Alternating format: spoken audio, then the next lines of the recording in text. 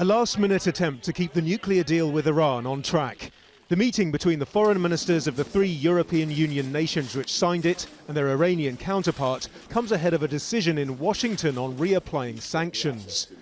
The European Union remains committed to support the full and effective implementation of the agreement, including to make sure that the lifting of nuclear-related sanctions has a positive impact on trade and economic relations with Iran, including benefits for the Iranian people. US President Donald Trump has repeatedly threatened to tear up the agreement, which he's called the worst deal ever. It was signed at a time of heightened tensions across the region. Some of Iran's neighbours had been talking about a possible military strike against the country. Tehran's made no secret of its arsenal of Russian-made ballistic missiles. But some countries, including Israel, claimed it also had an active nuclear weapons program. Iran insisted its nuclear agenda was purely civilian. But under the deal, it agreed to end research in return for the partial lifting of sanctions, allowing it to access global financial markets and, crucially, sell its oil. Last summer, President Trump agreed to waive sanctions on Iran's oil industry, but things could be about to change. In October, he announced a new Iran policy. Iran is not living up to the spirit of the deal. I am announcing a new strategy to address the full range of Iran's destructive actions.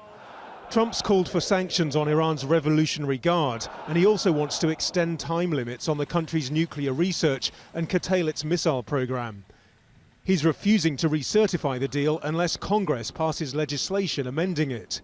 But Democrats say they won't back any changes not supported by European allies, who insist any alterations would be in breach of the international agreement. It leaves Donald Trump with two choices: rectify the deal and keep it alive, or reject it and trigger an international crisis.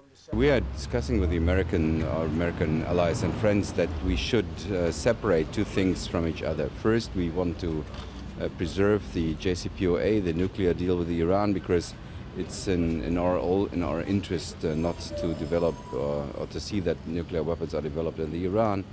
Given the strength of feeling here in Europe and warnings in the US itself, it's likely President Trump will in fact refrain from reapplying those oil sanctions on Iran.